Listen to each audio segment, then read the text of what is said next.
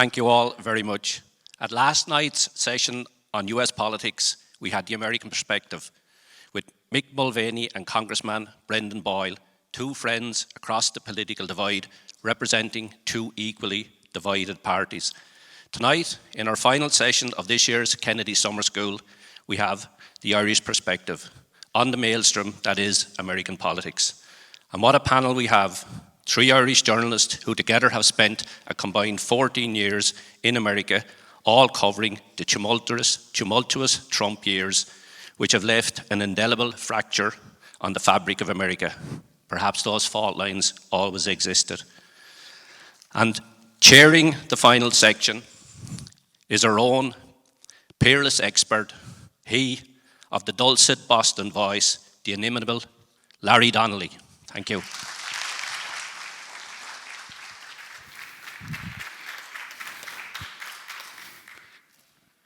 Thanks a million, Eamon. I paid him to say that.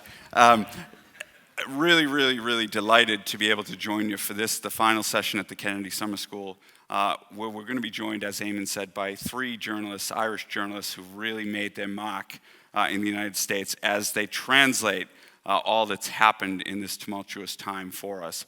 So let me introduce two who will be joining us virtually, and then I'll introduce our guests who will be joining us in person.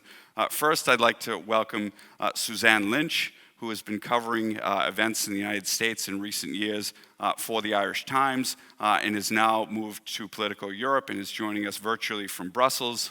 I'd also like to introduce Brian O'Donovan, who again has been covering events in the United States for RTE and is based in Washington and is joining us virtually from Washington. And lastly, I'd like to introduce the man who's traveled from New York to be with us here today, and that's Donnie O'Sullivan of CNN.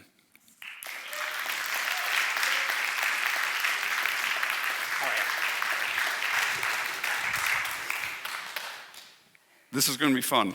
We're going to move through things. I'm going to try to cover an awful lot of stuff in a short space of time because there's so much that all three have to share with us. And I'm going to try to speak for as little as possible, so you won't hear much of my dulcet Boston accent, as was said by Eamon. So I'm going to let the three speak for themselves, and I'm going to try to keep things moving reasonably quickly so we can get through a lot and then give the audience a chance to ask some questions. Before we dig into all of the mighty and weighty issues that probably come to all of our tongues when we think about America, I want to give the audience, both here in the theater and virtually, a little idea about all three of these journalists, where they came from, how they got there. So I want to start with Suzanne. Suzanne, might you tell us, how did you wind up in journalism? What made you do it? And I know you also have a PhD in literature, I believe, from Cambridge. So an interesting story lies therein. Yeah, thanks, Larry, and delighted to be with you all from Brussels. Sorry, I'm not there in person. I, like everyone, it's always a long journey into journalism. I have to start by saying that. It's never an easy path, but it is worth it when you get there. For me, as you say, I kind of was going down the academic route. I'm from Trim in County Meath, and I went to UCD and did an arts degree and in English and music, and then I went on to do a doctorate in English literature. I went to Cambridge University. And while I was doing my PhD, which was a long, arduous, fantastic, but very difficult process, I began to get involved in student journalism. And I realized that I was doing all this writing for a PhD in English, and I realized I much prefer the kind of cut and thrust of like shorter articles, moving on from one issue to the other, not doing this kind of long extended piece, but actually the thrill of kind of every day is something new. So I started freelancing and ringing people as I was doing my student journalism. I was arts editor of the paper there. And then I didn't have any contacts really. I contacted the arts editor of the Irish Times, who at that point was Helen Meany, and said, hello, here I am. And I suggested an article. It was about an exhibition in London. And she said, yes, she commissioned me. And I went from there for the next few years. I was publishing articles in Irish newspapers, in British newspapers between London and Dublin. I eventually came back to Dublin and started doing freelance work on RTE and was working on Morning Ireland as a researcher and sometimes doing radio packages on air. And then I got a bit of a break because he probably doesn't remember this, but Shane McElhatton from RTE called me in a panic one day because somebody couldn't do the business news on drive time. So they were in a panic. So I was brought in to do the business news, noted with my PhD in English, not finance. So my knowledge was limited. But John Murray, they're great, trained me in, and I did it, and I loved it. And I started then doing shifts on the business desk, and then I contacted the Irish Times again, and very much my mentor there was John McManus. He was the business editor at the time, and he gave me a start basically and said, look, this was like 2008 when the financial crisis was happening. So there was a lot of work for business journalists. So I started becoming a business journalist, doing shifts in RTE on business and in the Irish Times, and it went from there. And then for about 4 years, I was a financial journalist, really loved it. And I suppose the lesson there is, you think you're not good at something or you don't have a background in it. And then, with journalism, that's the beauty of it. You turn your hand to anything, and it's very motivating. And then after about 4 years in the Irish Times, I got the job as Europe correspondent in Brussels, which was a real kind of game changer for me. And I had 4 wonderful years in Brussels, then went to Washington with the Irish Times. And now I've moved back to Brussels for this new opportunity with Politico. So there you go. It's a great story. Brian, I'd like to hear yours. Well, I'm from Cork, and I started, I guess, from a very young age, being very, very interested in working in TV, working in radio. Never really knew fully what within those media I'd like to do. I decided to do communications in DCU, and I studied a lot of television, a lot of radio. Absolutely loved it. Was involved in the college TV station, the college radio station. And then in my final year in college, the local radio station, Red FM, set up in Cork. So I applied for 2 jobs. They were looking for weekend newsreaders, and they were looking for weekend DJs. And I got the weekend newsreader job and the weekend DJ job. They never called me back. So I suppose that's what started me down the route of journalism. So I used to read the news at the weekends on the radio. Then I left college. I got a full-time job in Red FM. I worked there for a few years. Absolutely loved it as a broadcast journalist. Moved to TV3. I was there for 10 years. And my last few years there, similar to Suzanne, was as a business journalist right at the height of the economic crash, the crisis, the IMF coming in, all that tumult and drama and chaos in many ways, I suppose, that engulfed Ireland during the economic crash. Good training, I guess, for my time here in the US for the last 4 years. So after I left TV3 after 10 years, moved to RTE, worked there as a general multimedia reporter for 2 years, and then I got the gig here in Washington, and I'm nearly done. I'm due to finish up here at the end of this year. And things have become very quiet under Joe Biden, as Suzanne will testify, until a few weeks ago with the whole Afghanistan crisis. So it's been very, very busy again. So it looks like it's going to be a very busy last few months, which I guess is the perfect way to cap off a very, very busy 4 years. Absolutely. We're going to get to the very events you just spoke about shortly. Donnie, how did you get to CNN? I started in UCD. I was doing the college newspaper, the College Tribune in UCD. UCD is a very good place to cut your teeth, I think, because there's plenty of mismanagement and plenty of shady ongoings in both the university administration and the student government, the students' union there. But over the past 7-8 years, I've been focused on social media and online misinformation. I started with Mark Little, formerly of who had Brian's job in Washington once upon a time, when he set up Storyful, which was a social media news agency, and then from there went on to CNN to do that job. But most of my work the past 7-8 years has been behind the computer screen, tracking online misinformation.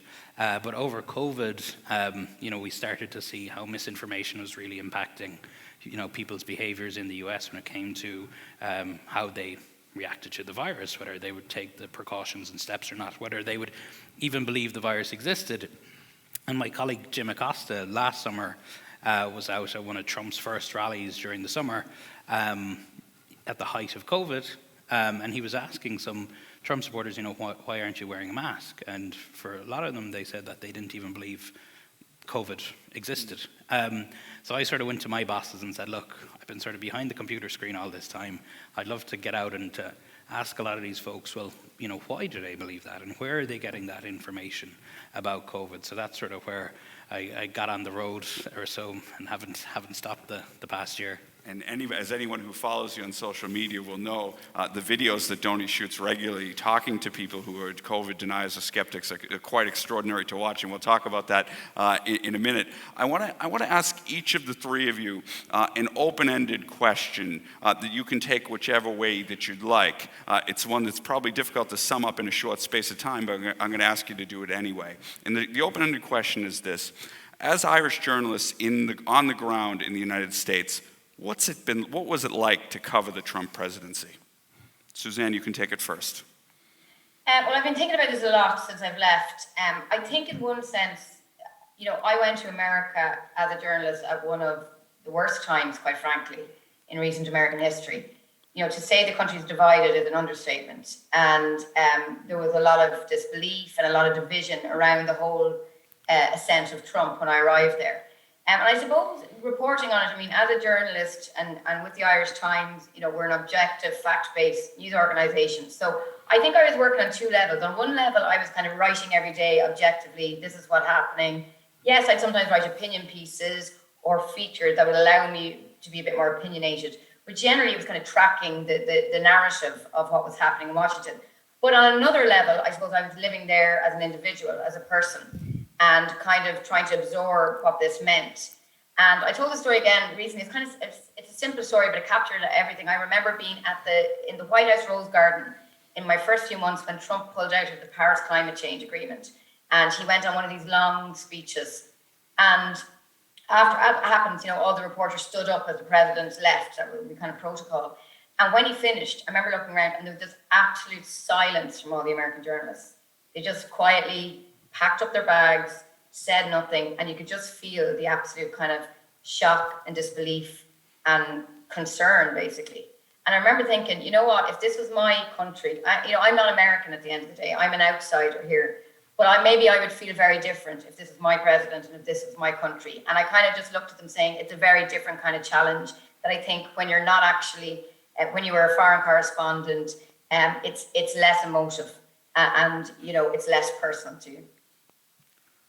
Brian. Yeah, I'll pick up on that point that Suzanne made, and that is something that I have most definitely felt over the last 4 years. You are in the thick of it. You're outside the White House. You're in the White House. You're at the Donald Trump press conference. You're seeing it all unfold firsthand, but you are at a remove because you're not American. And my cameraman Murray is, our neighbors and friends all are, and I would come home from the Black Lives Matter protest outside the White House when everybody was cleared and Donald Trump held up his Bible, or you'd attend a Trump rally, or you'd go to some massive event that would leave a lot of people scratching their heads, or a lot of people in a very bad place, like the storming of the Capitol building on January 6th. And neighbors, friends, my own cameraman would say, man, what's happening to our country? I can't believe this is going on. And I never felt that. Of course, I was completely and utterly consumed by what was going on around me, and I had the responsibility of reporting on it. But definitely you do have that remove as the foreign correspondent. It is not your country. You are just witnessing it and reporting it to a different country back home. And covering the Trump presidency in general, and Suzanne in particular will know this, your day was dictated by the tweet. There was always an early morning tweet. Donald Trump used to get up very early, around 6 a.m. He would start tweeting, and that would completely dictate your day. And every time you covered a story in America during the Trump presidency, you ended up having, without whether it was your choice or not, to cover Donald Trump's reaction to the story. Was it the coronavirus? Was he telling people to ingest disinfectants? Black Lives Matter. He was, I'm going to be your president of law and order, and when the looting starts, the shooting starts. Foreign policy was Kim Jong-un and Vladimir Putin and why Donald Trump didn't like the EU. Everything was framed in what Donald Trump did with a story, even when in some cases it was nothing to do with him. Maybe it was gun violence, maybe it was to do with another political or economic or environmental issue, but it ended up being framed in his bubble, in his orbit. He was all consuming. It was a wonderful time to be there as a journalist and a wonderful thing to cover. I don't think I'll ever possibly have anything like that in my journalism again, where one individual could dominate everything so much, from the 6 a.m. tweet that woke you up to the midnight press conference or Sean Hannity phone-in interview or whatever. He really did dictate your day and controlled everything that you did. That dominance is something a theme I'm going to return to in a minute. But Donnie, just to get your thoughts on that, what's it been like? Yeah, I mean, I think as Irish people, most of us are fascinated with the US, and we have a particular sort of this event in itself named after Kennedy for the US and for American politics. And, growing up here and looking at the US and sort of looking and learning about its democratic processes, the city on a hill, as it were, this sort of bastion of democracy, to be there at a time where, you could see the groundwork being laid in the months leading up to the election of this election's going to be a fraud, this election's going to be a fraud. And then to see that go through, beyond the election, to the riot, to January 6th, and now beyond, where there are so many people in the country who genuinely believe the election was stolen and are talking about how they're not going to trust next year's midterms or local elections beneath that. It's a shock, really, to be there, to witness that happening. You just mentioned, I'll start the next question with you and then go on to Suzanne and Brian. You just mentioned that the resoluteness with which people feel that they think the election was rigged, et cetera. And one of the extraordinary things about Donald Trump is that you'll find very few people who are kind of neutral about him. People either absolutely love the man or they absolutely despise the man. Why do you think that is? Why is he so polarizing a figure himself? And why does he excite such passion one way or the other? What is it about the man himself? I mean, Trump has started doing his big rallies again. We were in Alabama just this time 2 weeks ago. He had a rally down there and thousands of people showed up. And I was speaking to folks there and at a previous Trump rally a few weeks earlier about, why were they there? Why did they come? And some of them said that they had missed it. They had missed the energy of Trump. They had missed being able to all gather together with the like-minded people at these events. There is this sort of, for many folks at these rallies, there is this magic, there's this excitement, and he can certainly put on a show. So I think for so many of his supporters, there is just that element of excitement, and this person is really, really speaking to us. I would say that he is, I guess, a Marmite figure. There are folks that you would even still meet at his rallies, though, who will say, well, we don't like everything he says. We sort of like if he's off in the tweeting. Of course, he's banned from Twitter now. There are a lot of folks that go along with it and are quite passionate about him, sort of despite a lot of the stuff he says. And I guess they're the voters that the Democrats would be trying to pull back, I guess. Suzanne, Donald Trump loved and loathed in equal measure. Why do you think that is? Well, like as Donnie said there, I mean, we can't underestimate the talents of Donald Trump, and one of them is his communication skills. Like, he's a performer, he can communicate. I think people like about him, they like that he's authentic. It's the same way people like that same characteristic in Boris Johnson. Now, I know you can go too far with the comparison, but there are similarities there. They just like the fact, for good or for bad, that he says what he thinks, that he doesn't care what everybody else thinks, and that they feel like they're getting the real deal. A lot of people in every political culture, you often hear they don't trust politicians, that they don't feel they're real, that they've got they're phony. Where Donald Trump, they feel they can relate to, and that he is who he is, and that's what they like about him. And then, of course, he was such he's such a polarizing figure from the beginning. This is where it gets much more insidious. That I think the rise of Donald Trump, quite frankly, he allowed sentiments and ideas about race, about immigration, that people whispered in corners. He legitimized those ideas and he said them out loud, and he kind of dared everybody else to stop him, and then he became the president. So I think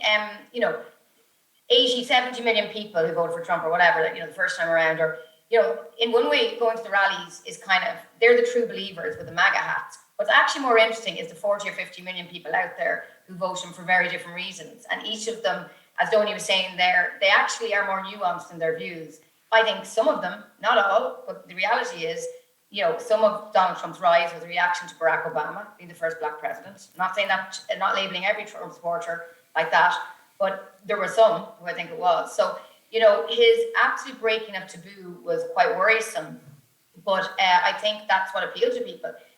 These disaffected Republicans who felt that the Obama administration and the Obama presidency and what he represented did not reflect them, And here was someone who's going to say, we need to ban Muslims.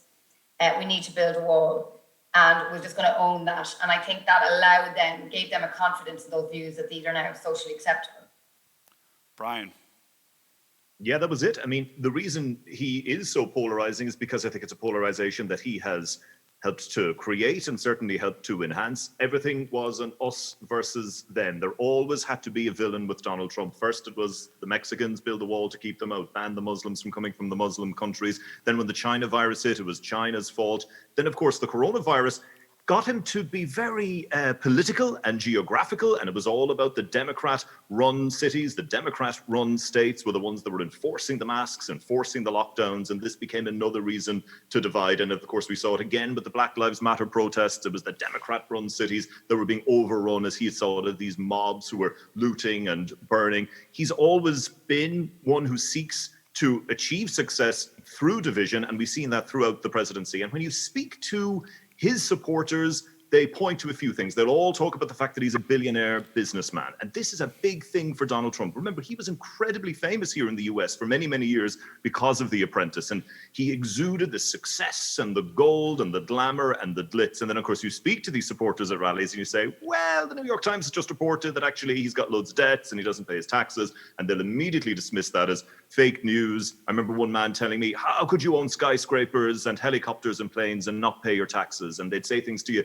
if he can run a company, then he can run a country. He was put up on this pedestal as this non-politician, the outsider. And Donald Trump always played on that. Drain the swamp. I'm not one of the establishment. And even after 4 years as president, he still portrayed himself as the outsider. And certainly most of his supporters went along with that too. He definitely a polarizing figure, definitely a dividing figure. But those who loved him, I think many of them still absolutely love him. And you know, tearing up the Paris Climate Accord, the Iran nuclear deal. He said he was going to do it. He did what he said he was going to do. It went against the establishment. It went against the norms. And that's what his supporters loved about him, that he was different. He wasn't woke. He wasn't politically correct. He wasn't part of the establishment. And they felt he was listening to them. And I think the best example is you speak to people in the Rust Belt towns who say Hillary Clinton wanted to shut everything down. He came in and he promised to reopen our coal mines and he promised to reopen our steel mills. He was never going to do that. And to be honest, most of them probably really knew deep down he was never going to do that either. The world had moved on, but at least he was talking about them. At least he was talking to them. At least he was holding rallies in their towns, and they went with him. I don't want to indulge his penchant for sucking up all the oxygen in the room any more than I already have. So I want to move on a little bit and stick with you, Brian, for this one. One of the things that I often say to people over here when trying to explain his election, and again, I don't want to talk much more about Donald Trump, but one of the things I say to people about when I try to explain his election is that there's a lot of things that are broken in America right now, and he rode the crest of a wave. Now, for all three of you, I'll put it to you first, Brian. As Irish people who've been living in the United States, against that narrative, what do you think, first, is the best part of America and Americans? And then on the flip side, if you had a magic wand and you could fix anything about America, what would it be? So the best, and then what would you fix? For me, it's been the people. We met the most amazing neighbors and friends very early on, and Americans are different to Irish people. And I always say this, Irish people are known for our friendliness and our welcomes. We have a terrible tendency to say, we must have you over for a glass of wine, we must have you over for dinner, and it might never happen. An American says, you're coming over to my house tomorrow evening at 5 p.m. for a barbecue, and you go, oh, okay. You know, and there's a difference there. Also, as a journalist, and particularly a broadcast journalist, so Donnie, I think you'll appreciate this, the dreaded thing as the broadcast journalist is the vox pop, where you go out on the street and you're holding the microphone and you're trying to get people to talk to you. And for years, I stood on Grafton Street in Dublin trying to get people to talk to me about whatever, electricity prices going up, or what did you think of the latest political scandal that was out there? And Irish people don't like to stop and talk. Americans, on the other hand, when you're standing there with your microphone, will come up to you and say, what's this about? I'm doing a story in this. Great, bring it on. And they're always the most wonderful speakers, and they're very friendly, and they're very TV. So that's what I like the most. I also, when I look back over my 4 years, I've been impressed by things in the US. I was impressed by the vaccine rollout. America was a disaster for the coronavirus. It was the worst country in the world, even though it was this huge superpower. But when it came to the vaccine initially, and we'll talk about hesitancy and all those issues in a moment, but at the very start, Donald Trump, to his credit, had signed up with the drug companies. He had locked in the vaccines. Joe Biden came in and he started rolling them out. And I remember being in a disused, massive old shopping mall in Sterling, Virginia, not far from Dulles Airport. And this was this abandoned department store, and they had turned it in a matter of days. They had converted this thing into this mass vaccination center that was vaccinating thousands of people a day. And the makeup counters were still there, dressing rooms, shoe racks, but instead they'd been surrounded by nurses, doctors, volunteer firefighters, off-duty dentists who'd come in to volunteer to give out the vaccine. And I said, that's America. There's this abandoned wreck of a shopping mall, this, I suppose, icon, this image of consumerism that went bust because the economy moved on and people stopped going to traditional shopping malls, but they took it and they whipped it around in a day and they turned it into this mass vaccination center and they spent billions of dollars. That was a sign for me of American might. As I say, I'm not going to harp on about the vaccine rollout because it's had its own issues. But I suppose the problems that I see is Americans see helping somebody who's struggling, a lot of Americans see as socialism. And the whole idea of giving someone a dig out, be it with education or health or unemployment benefits, a lot of people, particularly on the Republican side, particularly on that diehard Trump side, will see that as socialism. And there's an attitude of, I worked hard and I've earned this, and I will work weekends and nights and I'll take tiny little breaks. I won't take very long holidays and I will work and work and work and I will earn this. And in many ways, of course, that's a positive. It's a huge hard working attitude. But there is a sense that I've earned it, I've worked it, so you're not getting a free handout. And you see that with education, you see that with healthcare. They have the most wonderful clinics in healthcare here if you pay for it. And if you're on incredibly expensive health insurance, your school, your child will go to a wonderful school if you can afford to live in the good school district. So this superpower that has all the money, that can throw money at things, and that has so much wealth and so much success, if you don't have that wealth and success in this country, I think you can be left behind and you can really, really struggle. Very interesting observations. Just one quick anecdote. I used to get, I moved here 20 years ago this week. I used to get offended when people would say to me, sure, we must go for a pint, Larry, and I never hear from them again. I used to get offended by that, but now I just take it, okay, yeah, whatever. But anyway, Suzanne, I'd like to hear from you. Well, to echo what Brian said, absolutely the American people, everything Brian said there, I agree with. And also, they're a real optimism. It's a cliche, but it's true. They're always taking interest in you, always try to help, always try to be, friendly and welcoming when they can. And that was the best thing, quite frankly, about America. Also, the physical beauty of the landscape. I mean, there are places in America that are absolutely breathtaking. It's got such a diversity of landscape. Lake Tahoe and Utah and the Northeast in the fall. I mean, they're just New Orleans. Like, there's so many I can mention. It's absolutely stunning. But yeah, definitely the American people and their friendliness is what makes living there great. But there are a lot of problems. I mean, for me, I think I'd agree with what Brian said there too. Another issue is, of course, the gun culture, which is just so alien to, frankly, every Western democracy, and the death penalty, capital punishment. Like, for example, you can't be in the EU if you've got capital punishment. Or, people were shocked that Belarus had it, and like, well, they have it in America. Now, that was a story. Again, one of the things about covering Trump is that it was all Trump, and all we did was cover Trump. Whereas I would have liked to have done stuff about that, people on death row and that kind of thing. But the gun culture, I did have first-hand experience of that in terms of mass shooting events that I had to cover. And I wrote about it, about going to a gun show down in Florida, and I'm utterly, of everything I've ever covered, completely shocked when I went in, just seeing physically these arrayed hundreds, thousands of massive, AK-47 weapons, knives, ammunition, and families going with their kids in their strollers. And I think this is not normal. This country thinks this is normal, and I think this is a problem. So I think sometimes that makes me feel that America is a very different place than Ireland and than Europe. And in so many other ways, it feels so familiar because the language and the shared heritage and the history of immigration and all that.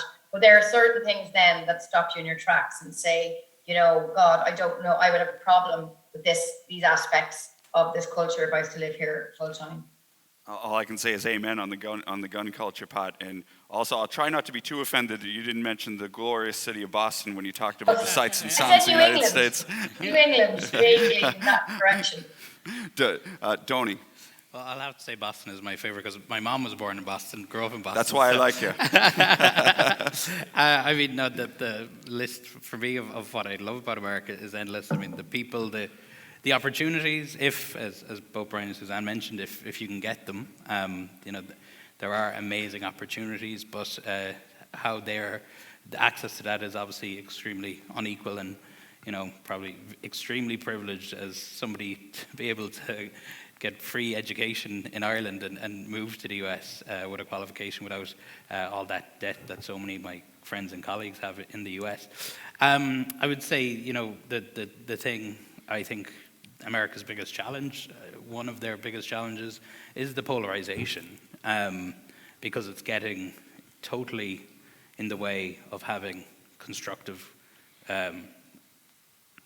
conversations and debates in the country, and it is on both sides. I mean, CNN fact-checked Trump every day, and we fact-check Biden now. And for many of the Democrats, people on the left who would gladly, share and praise our fact checks on Trump, I recently shared a CNN fact check of something Biden said in a speech, and so many Democrats on my Twitter feed went crazy. These are the same people who were talking about bastions of free press, etc., just a few months back. So people are so ingrained in the trenches on either side, and I don't think a lot of Democrats and folks on the left appreciate just how much they might be entrenched as their counterparts on the right. That's a vitally important point that isn't made nearly enough in this part of the world, that it does come from both sides. You could argue who's worse, but it does come from both sides, and it's not said or stated enough, so it's a really, really worthwhile point to make. I want to move on from that to discuss, I suppose, one of the overarching themes of this summer school and what underpins this summer school, which is Irish America and the relationship between Ireland and America. And all three of you have had very close dealings with Irish America as Irish people living in the United States. And I just want to put the very simple, blunt question to you based on your dealings and your experiences. Is Irish America a still vibrant entity ready to go to the next level, or is it in terminal decline? Donnie, I'll start with you. I don't know. I mean, I would say, using myself as an example, I am probably not a great example or ambassador for Irish America, in the sense that, I'm working in the US, I am Irish, I'm American, but unlike, maybe folks who came before me or folks who work in different trades or etc., I know a lot of people. I know a lot of Irish people in America who have moved out the past few years and are there, and folks doing very, very well, but we're not organized or in a community in the way that GA clubs there might be, or societies like the AOH and things like that. So there is a new Irish America, as it were, and I would put this on myself, that but we're not sort of organizing, and we don't have that sense of community that I think folks before us might have. So, I mean, I think the politically correct question for me would be to say Irish America is alive and thriving, but I'm not sure. Suzanne and Brian might have a very different experience, but speaking from somebody who's now in their 30s, and moved to the US, I think many of the folks I know there were just not engaged in that world.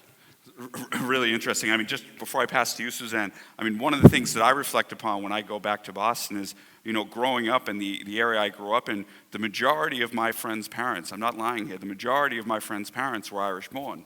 Every Irish bar I went to wasn't staffed by Irish Americans. It was all full of Irish-born people working there. If you wanted to get your lawn cut or your electricity or whatever, plumber, anything, they were all Irish in the area of Boston. That's gone now. And in that context, I just put the question to you, Suzanne.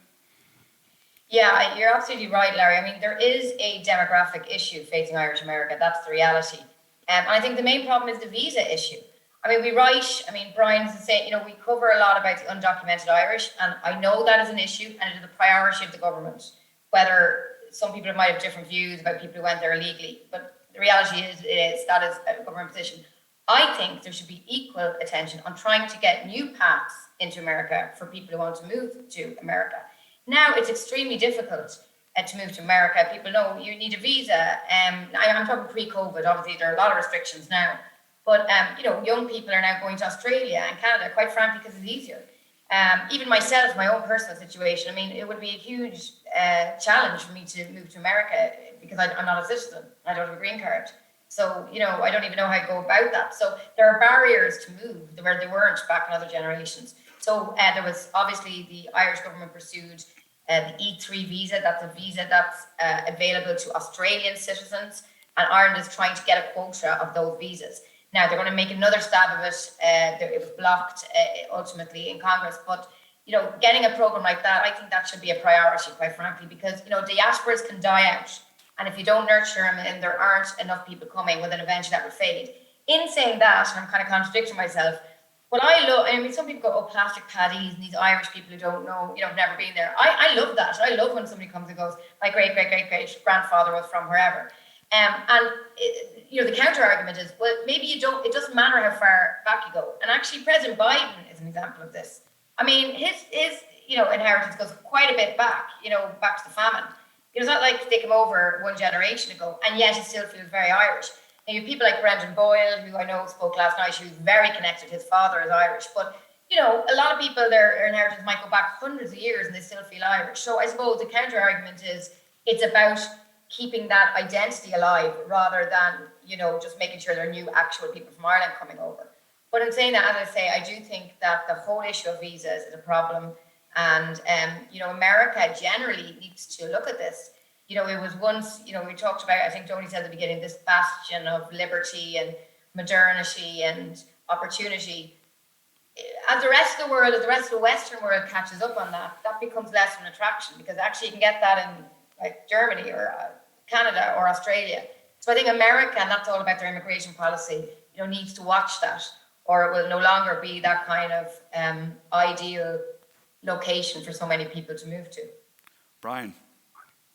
I've been fascinated, Larry, over the last 4 years just to see how Irish identity is perceived here in America. I was struck by St. Patrick's Day, which Suzanne and Donnie will attest to, is a far bigger deal in America than it is in Ireland. It's fairly low key in Ireland. You go to the parade, you go to mass, but here it's enormous. And I'll never forget my first St. Patrick's Day here was walking through Penn Station in New York, and these droves of people just started coming against me in their green, and they were going out drinking for the day. And then when I say to people I'm Irish, almost always the first thing they'll say is, oh, Conor McGregor. And I spent 3 years spending half of my time covering Donald Trump and the other half of my time covering Conor McGregor, be it his fights or his legal difficulties that he was getting into over here and ending up in court. And to me, it spoke, I suppose, about different views of Irish identity and maybe the impression that the government or officialdom would like to put out in America about Irish identity. I remember being at an event to launch Ireland's bid for the UN Security Council. It was Bono, it was Riverdance. Conor McGregor wasn't there. But yet when you speak to people on the street, he's the one that gets mentioned. I guess he plays into an older, stereotypical vision of Ireland, fighting, he's promoting his brand of whiskey, and he very much, of course, embraces his Irishness and would play Irish music as he comes out on stage and would be wrapped in the tricolour. So it's just, for me, been interesting to see the perceptions of Irishness and the things that, people take offence at and have issues with. The Irish ambassador, Dan Mulhall, during the summer wrote a letter complaining about the economist Paul Krugman's use of leprechaun economics, saying that he didn't want him to use that term anymore. The Notre Dame mascot of the leprechaun was voted as being one of the most offensive mascots. Different views of Irishness, what's acceptable now, what is the perceived view of Irishness. I will say, as an Irish journalist here, it has definitely opened doors. Suzanne will have found this too. The St. Patrick's Day event is amazing. You get great access to the White House. And Irishness and Ireland as a political issue in the corridors of power, I think had probably waned a lot post Good Friday Agreement, which was a really good thing because Ireland wasn't on the agenda anymore. There was peace. Northern Ireland wasn't there. It utterly ramped up again, though, in the last few years with Brexit. And it was very interesting to see very senior people like Nancy Pelosi, Brendan Boyle, Richie Neal, the chairman of the Ways and Means Committee, who has the control of trade deals, saying things like, if you mess with the Good Friday Agreement, if there's a reimposition of a hard border, there will be no trade deal. And then, of course, you had Joe Biden himself tweeting and speaking about this in many ways. One final point on Joe Biden and his Irishness, and maybe this is something we're going to dwell a bit more on, but he speaks a lot about his Irishness and how his father, great-great-grandfather came over on the coffin ship, and whenever there's an event about immigration, he will reference his own Irishness. And I think there was a belief, maybe from some in Ireland, that he was going to be a great president for Ireland. I mean, we haven't seen that, and nor did I think we were really going to see that. He's the president of the United States of America. It will always be his job to look after the United States of America. Yes, he embraces his Irishness. Yes, he's proud of his heritage. But, you could say that his interest in corporation tax and wanting to see those taxes raised abroad just goes to show that that is for America's interest. It certainly wouldn't be something in Ireland's interest. So I think maybe there was this expectation of this wonderful Irish-American president in the White House who was going to do all these wonderful things. But of course he won't. He will be the president of the United States, not the president. Tony, you wanted to jump in? Yeah, just to add to that, I mean, I sort of watched with, to Brian's point, amusement, this news cycle at the beginning of March in Ireland, where there was all this scandal of whether Micheál Martin should go to the White House or not. Should he stay, should he go, la, la, la. And I was talking to some Irish reporters here. I said, did anybody ask the White House? Did anybody ask if he's actually invited? And people were sort of had this attitude here, I think, that they're like, because I was like, Biden has had no foreign leader visit him. It would look terribly politically for him to be bringing over a gang from Ireland in the middle of March. But people were sort of the opinion, well, they'd make an exception because Biden loves Ireland so much. I was like, get real, and that is eventually, when the White House was eventually asked, they were like, yeah, he's not coming. So we get carried away with ourselves occasionally, is what you're saying. Well, I think myself included. But that also goes to the point, too, of that I think a lot of people would like to think that the view of, when we talk about being Irish-American, I think a lot of folks here would like to think that Americans view Ireland as the country it sort of is now, which is modern, country that voted for same-sex marriage, modern Ireland. But for a lot of people, Irish in America is Sean Hannity, is Bill O'Reilly, is Kellyanne Conway, is Steve Bannon, is the enablers of Trump. And that also works on the flip side too. I mean, I often think that, I speak to folks who don't necessarily, like folks who might equate Ireland with that. I do wonder if you're a member of a minority or an African American and you're walking by a house on the Jersey Shore and you see an Irish flag, it might actually represent something very different to what a lot of Irish people think. You might look at that house and say, those people in that house might not necessarily like me because of the color of my skin. Yeah, it gives me no pleasure to say it, but that's certainly the guise that the Irish flag would have taken on in a lot of areas of Boston, just to be blunt with you. I think that's a fair point. It's a sad one, but I think it's a fair one. Suzanne, I want to go to you partly because you're in Brussels now, but also partly because of something you said earlier about President Biden. A lot of people in Ireland, for some of the reasons we've talked about, were excited about President Biden's election. And I think people around the world were excited by President Biden's election, especially to the extent when he said, America is back, and that multilateralism is back. I think a lot of those people have been very, very disappointed, both by the botched withdrawal from Afghanistan and the rather defiant posturing of the president in the days since. And a lot of them are saying, implicitly at least, that we thought we were getting something different, but all we're really getting is America first and a little bit different guys. Is that fair to say? Is Biden really making a retreat from the world stage, not in a not too dissimilar fashion as to Donald Trump? Yeah, it's so interesting coming back here, Larry, at this point, because as you say, I was writing this big news story as Brian was explaining. And like when I left here, I remember going to the election party in the US Embassy in Brussels the night Donald Trump was elected. And it was, 5 o'clock in the morning with the time difference. And I walked in and like all embassies, the picture of President Obama and the Vice President, Joe Biden.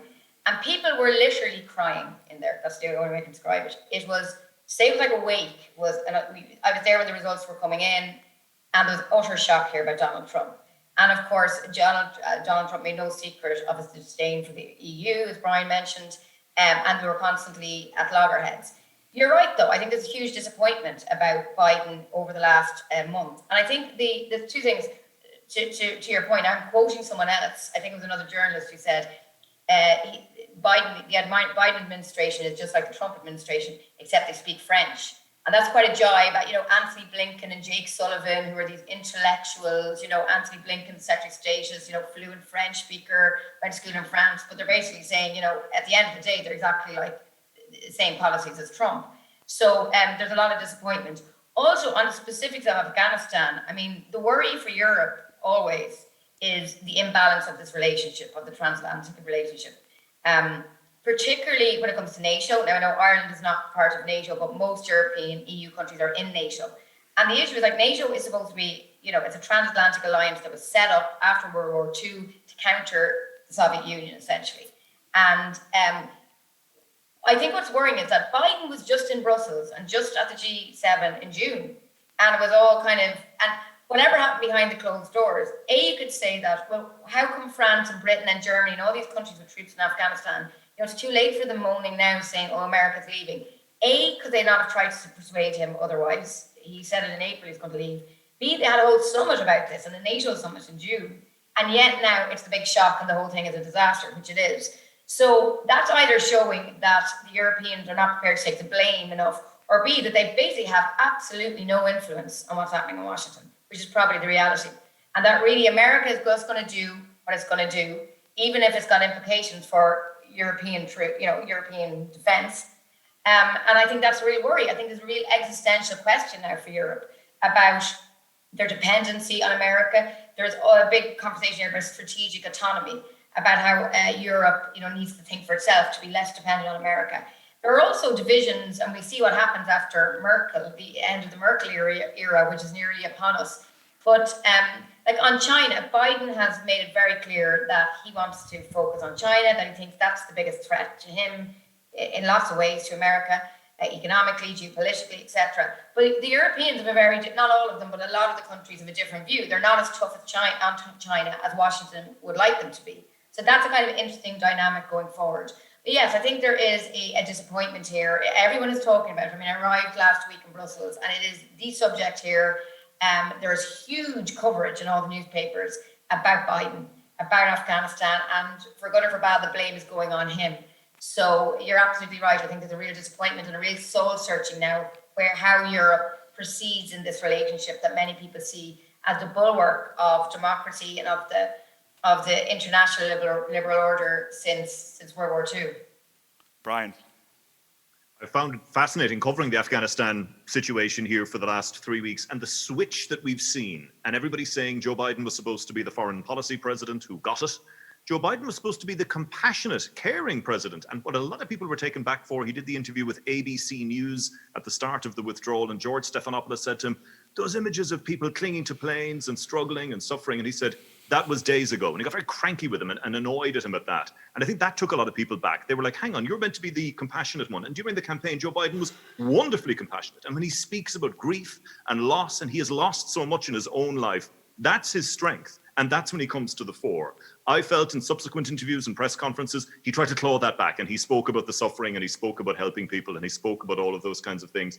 But what struck me was that after he met the families of the 13 US service members who died, some of them came out afterwards and said he kept talking about his own grief, and he kept talking about his own losses, and he kept looking at his watch. These kind of things that I think for a lot of people upended their view of who Joe Biden was, both as a compassionate, empathetic person and as someone who knew and got foreign policy. Let me preface all of this with that voters in America, just like voters around the world, have incredibly short memories.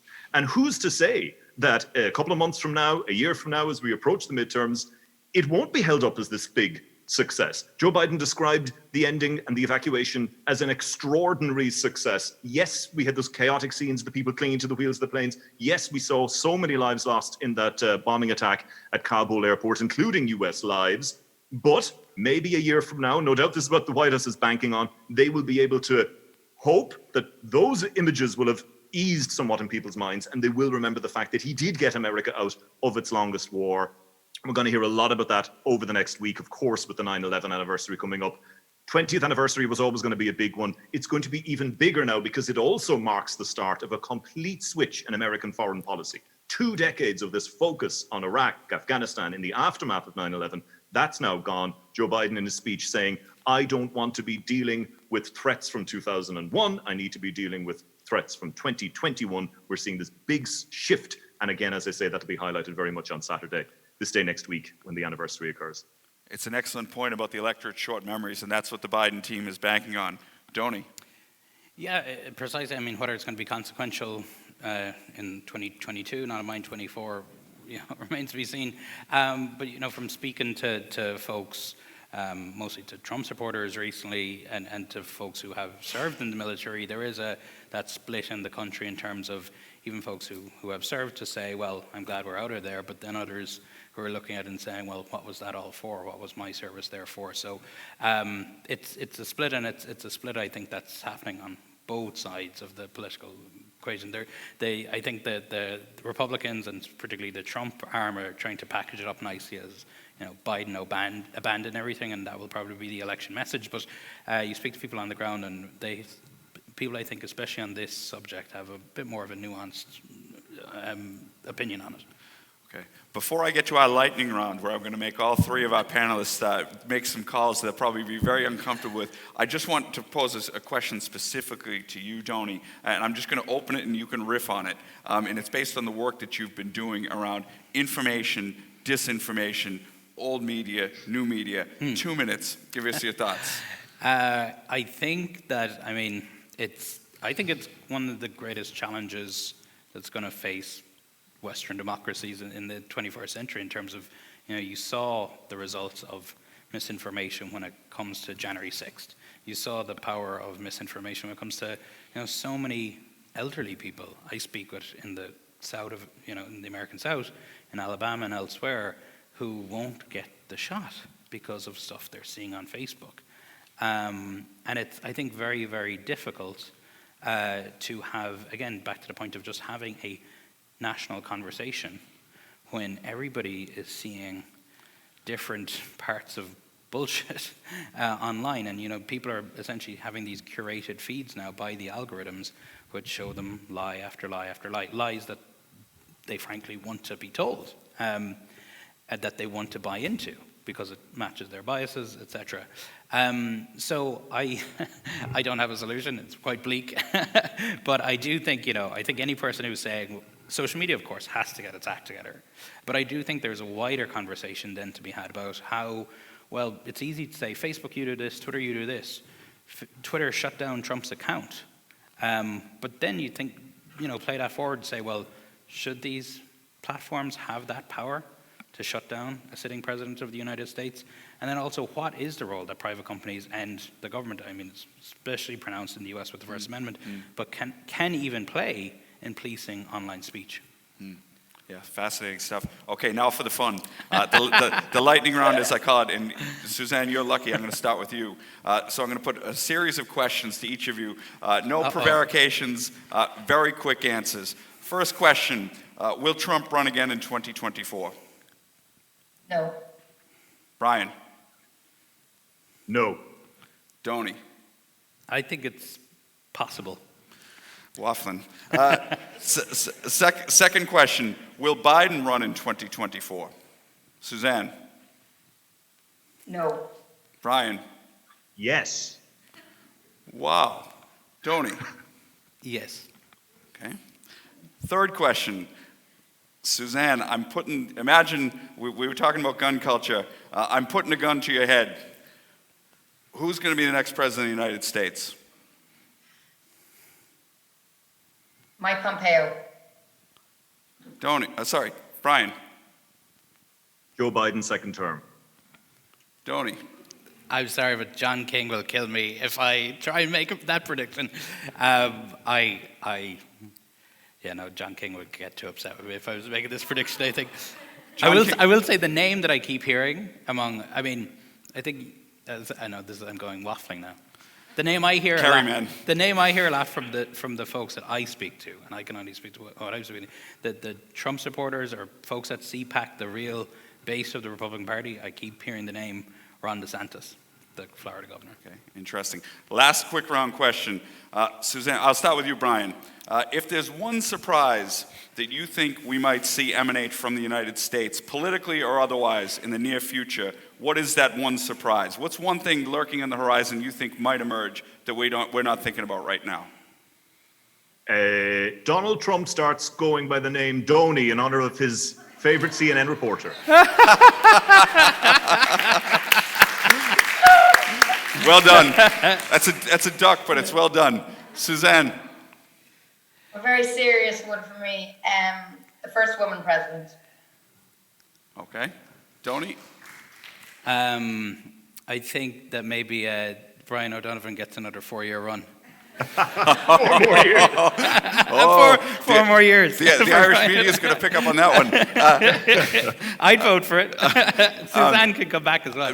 Before I open it to the audience, I just want to give each of you one last question, just 60 seconds if you could. Suzanne, you're in a new role now. Maybe tell us a little bit about what you're going on to do.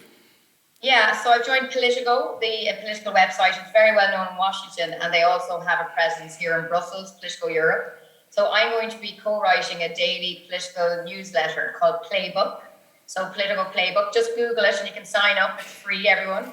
And the idea is that every morning you get this email from Politico Playbook, kind of outlining the big issues in Europe. Hopefully it'll be accessible. I know the EU can be incredibly complex and, dare I say, boring, but my role and my co-author, Jakob, is to kind of set out the agenda, what's happening in Europe every morning. So my first one is coming out on Monday. Just Google Brussels Playbook and you can sign up easily there.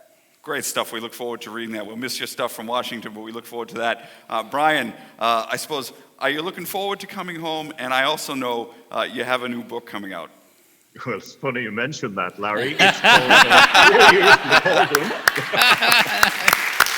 And it's going to be out on October 14th. And it's just a look back, really, on the thing we were just discussing for the last hour, the tumultuous, fascinating 4 years that I had here in Washington. So that's out on October 14th. And then, shortly thereafter, I'll be coming back. So I'm due to finish up at the end of this year. Don't know what I'll be doing yet. I'll be going back into the RTE newsroom. Not too clear what, but hopefully I'll still be on your screens and on your radios and online from RTE next year. Not exactly sure yet what I'll be doing. But in the meantime, buy the book. Sell. Donnie, what's next from you? What's the next steps? I'm going back to the US on Monday. The California recall is the following week, but I think really very much gearing up next year for those critical midterm races. And for me, a lot of my focus is going to be on, I guess what I'm sort of calling now the QAnon caucus. I mean, what role is that really engaged part of the Republican base, which many of whom we saw go to the Capitol on January 6th. What role are they going to play in being kingmakers and in pushing candidates at all levels next year? Very interesting. Okay, I've got a couple of minutes for audience questions. I'll take this one in the back first. Thanks, Larry. So I'm a member of the Shannon, and one of the issues we're grappling, I'm also a member of our office media committee, and one of the issues we're grappling with is specifically that Donnie spoke about through the Online Safety and Media Regulation Bill, where we're going to be establishing a media commission in Ireland that will, for the first time, regulate the social media companies. And you, all three of you, are in many ways traditional journalists. I appreciate that you're moving into the tech space, but you're competing in many ways with social media and where truth is not checked to the same extent that it should be. For us as legislators, and it's a similar challenge in the US, and I know talking to European colleagues, it's the same. It's how we strike the right balance between respecting freedom of expression and at the same time dealing with hate speech, QAnon, all of the disinformation we saw during the COVID period. So I suppose my question is for you as journalists, what's your advice with regard to the threshold at which we should draw the line? Where do we draw the line between hate speech and freedom of expression? Okay, for the benefit of the virtual audience and for Brian and Suzanne, the question is about drawing the balance. The question comes from Senator Malcolm Byrne. The question is about drawing the balance when it comes to regulating new media, so to speak. Where do you draw the balance between allowing for freedom of speech on the one hand, yet on the other hand, eliminating hate speech or minimizing hate speech and that sort of thing? How do you draw the balance? Speaking to you specifically as journalists. Whoever wants to jump on it, go ahead. I mean, I think it's I'm thankful that I never have to advise government. And I'm never going to do that. But I mean, look, the thing is that this is extremely, like, what is more sticky issue than this?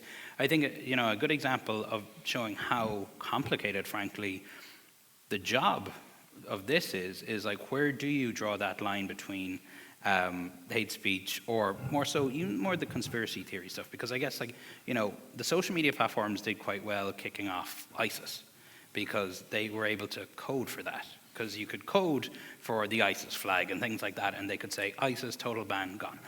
And that took some time. But when it comes to issues of conspiracy theories and debate, last year Facebook eventually banned and would remove posts about the lab leak theory when it came to COVID-19. There is still no solid evidence that it was a lab leak, but they had to row back on that policy just a few months ago, when I think a Wall Street Journal came out and the Biden administration sort of indicated they would be looking more closely into the lab leak theory. So something that was conspiracy theory labeled by Facebook at that point that was shut down, they then had to let back again. So it's extraordinarily difficult. I realize I'm giving you no answer there, but I just wanted to give that example. Brian or Suzanne, do you want to weigh in on that? Just to take up on the same point and the danger of misinformation and disinformation on social media, we've all heard about this, was it called ivermectin? Is that the drug, this horse drug that people now claim is this some kind of cure for the coronavirus? So you had the situation whereby it was people who were refusing to take a tested, approved vaccine were perfectly happy to, maybe it was hydroxychloroquine, maybe it was the ingestion of disinfectants, maybe it was a horse drug. So they will believe the wild conspiracy theories on one side here and ignore the evidence. The whole social media landscape I have just found absolutely fascinating. Of course, Donald Trump encapsulated it and made it his own. And we saw him master the art of Twitter and marshal so much support and control and wield so much power using it. I just find it fascinating now, and I'm sure Donnie and Suzanne, maybe Suzanne, you've unsubscribed, I don't know yet, but if you're on the Donald Trump mail list, get these very traditional looking press releases every few minutes if he's angry, and they're exclamation marks and they're in capital letters and they look like tweets, but they're being issued as press releases to journalists, and the vast majority of them go nowhere. So it really shows how he has been silenced, taking away his Twitter account, took away the audience, took away the platform. He's still trying to throw out the press releases, but they're not catching fire and they're not out there in the same way. So it was definitely a bold move, I guess, by Twitter and Facebook. Many would say it was overdue. Some would say it was too much, but one thing's for sure, I think it definitely has hampered him in his communications efforts. Suzanne, do you want to pick up on that point? Yeah, I mean, just as a huge issue, and to be honest, Donnie kind of mentioned this, I think it's the big issue of our age, quite frankly, the rise of the internet and all the positives, but the negatives of it too. And there's no doubt that around the world, regulators and the legal system are behind in catching up with the phenomenon of social media. So sometimes, as a journalist, particularly in Europe, where they're much stricter, there are restrictions on what we can write. It's extremely, tight. Defamation laws are extremely strict here. So as a journalist, it'd be any of us, when I'm writing every day in the Irish Times, on radio, I'm extremely aware of what I'm saying and that I can't defame anyone. And I've only had a couple of legal letters in my life over, can I just say something tiny and minor, and I was right in what I'd written. But then you see what's happening online every day, and these horrendous kind of defamatory statements that are happening on Twitter, millions of times a minute. And those people are not held accountable to the same standard. So there is obviously a double standard between traditional media and social media in terms of what you can say, because they're just not held to the same account. And this is a kind of an age-old competition issue. I see them as more of an advantage in a way for clickbait than somewhere a traditional newspaper is. So I don't know how you regulate. I mean, the EU is doing a lot more on digital regulation. I think what's been really interesting, again, on my kind of EU and US hat, the last time I was in Brussels 5 years ago, it was very much the EU, driven by Germany, were really clamping down on social media companies. America, even Obama actually turned to Germany and Angela Merkel and more or less said, stop over-regulating our companies. You're just kind of jealous that you don't have your own social media companies. They're all, because they're all American. And there's been a complete sea change in America. Now, across the political aisle in Washington, there is a willingness to clamp down on social media companies. Both in terms of their dominance of the market, but also in terms of free speech. And they come from very different reasons, because Democrats like Elizabeth Warren are worried that like Facebook has too much power, and like a traditional, an anti-competition idea. And then you've got a lot of Republicans who feel like that they're stifling free speech. But it has changed. I think that's a good thing, that there is now more willingness in America among policymakers to talk about, right, what do we do with these hugely powerful, both economically and in terms of social discourse and media. How do we handle these big guys? And maybe we do need more regulation. So look, I have no easy answers to it, but I do think that is something that's changed in America, and I think that's probably a good thing. Yeah, it's a fascinating topic, and my only editorial comment would be, I think it's very interesting to look at the dynamic in social media companies being sometimes advised by US-based lawyers with a hyper-reverence for the First Amendment versus a very different context in Europe, and that tension, I think, continues to play out. There was one question here, and I'll wrap up with that last question. Go ahead. My question is, has Donald Trump contributed towards hostility towards the media like yourselves in the States, and have you experienced any hostility during your time in the US? The question is, and I know the answer from this man, but the question is, have you experienced any hostility as media people in the United States? I'll let you go. I'll let Brian, you lead off. So for me, there was like this evolution. So I was going to Donald Trump rallies for 3 years, and at every point in the rally, Donald Trump will go and look at the media down the back. They're all fake news, boo, and all his supporters would go boo. But then I have to go up to them afterwards and interview them, and I'd say, hi, I'm with an Irish TV station, can I talk to you? And they were perfectly nice, and they would all talk to me, even though they'd been booing me a few minutes ago. And of course, with Donald Trump, it was all pantomime, it was all fake. He loved the media. He just didn't like being questioned by the media, but he liked being on television, always has, liked being in the newspapers. That changed, and it changed, I guess, in the immediate aftermath of the election, and I covered the Stop the Steal rallies, I covered the Million MAGA March, and then I covered the storming, well, what was called the Save America rally that ended up being the storming of the Capitol building. And at those events, and in the days leading up to those events, there was a switch. The Donald Trump supporters were angry, they had felt robbed, they believed the lies that this election had been stolen from them. And I would get a lot of your fake news. And what would happen was I'd be standing on a street corner doing a live report with my cameraman. And this happened on a couple of occasions. And I could see a group in the distance listening to me. And as soon as I would finish speaking, where I would factually report what had gone on that day, that Donald Trump was inaccurately claiming the election had been stolen, they would get very annoyed and very angry. And I would be shouted at and told we were fake news. On one occasion, we got followed a few blocks in Washington. We ended up sort of standing near a police barricade. I mean, I never felt any huge threat, but it was definitely intimidating, verbal, a lot of just shouting, you're fake news, who do you think you are? On one occasion, it became quite, I suppose, xenophobic. They heard the foreign accent and it was, who do you think you are coming to our country telling us how things are run? So that was the hostility for me. It was a switch that went pre-election, post-election, and all of it fed by the falsehoods and mistruths that Donald Trump was peddling and that they all believed. Suzanne. I have to say, I didn't get that much of that anti-media vitriol, probably because of my gender, because I'm only 5 foot, that I didn't look particularly threatening, unlike Brian. I know, but I wasn't there with my camera, and I'm just a print journalist, so I found it, when they heard the Irish accent, it was, and as we said, Americans like talking to Irish people. So I have to say, I didn't experience. Although, I'm not trying to over-dramatize this and be too negative. Ireland sometimes has to look at its own shop. If you go on Irish social media, I have definitely got more abuse from Irish social media than anything I've ever got from America.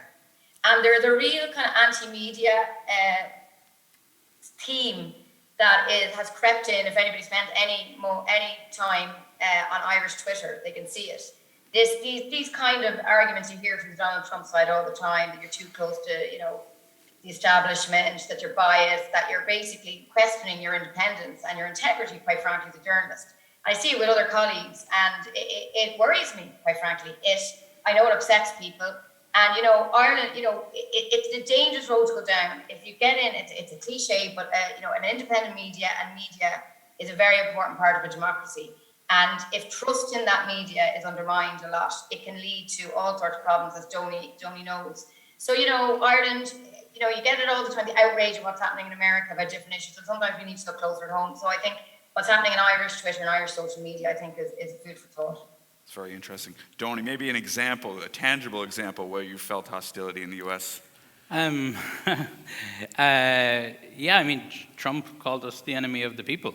And look, I think there's there's a scale there of some of his supporters will be chanting CNN sucks and etc. But then they will turn around and talk to you and have a conversation with you. And for them, it's almost like it's a sport.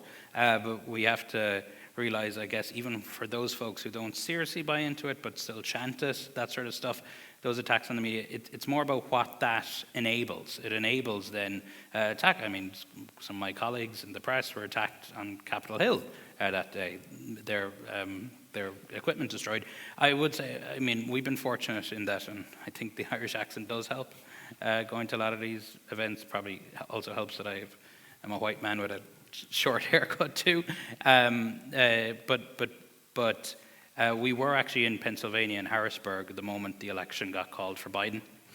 We were at a Stop the Steal, well, on the day that it happened, we were at a Stop the Steal event, which was all these Trump supporters who were out, believed the election had been stolen.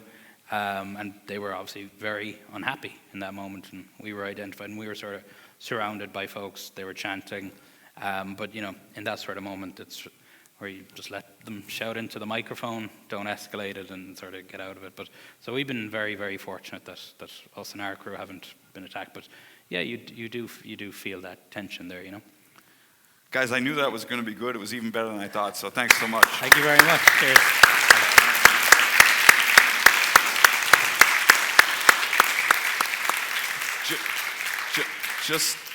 Just before I let everyone go, this is the formal conclusion of this year's Kennedy Summer School, and I'd really like to thank, first of all, everyone here in the theater who made this event happen, both online and here in St. Michael's Theater. Great job done to all of you. I'd like to thank my colleagues and really my friends on the Kennedy Summer School organizing committee. I'd also like to thank each of our families. I'll thank on everyone's behalf, because this has been a serious project over the past year. We didn't know whether we were going to be able to do this in person in New Ross, but we really stuck at it, and we're delighted with the program that we had, and a big thank you to all the speakers who made that happen, and I suppose above all, a big thank you to everyone who's here in the theater, to everybody who's watching us virtually. We wouldn't have a summer school if it wasn't for all of you, and we're just so delighted that you're interested and that you've been joining us. And one promise I'll make is that we will be back bigger and better than ever next year in New Ross with bells on. So thanks very much for all of that. It's time to wrap up, and maybe we'll have a pint.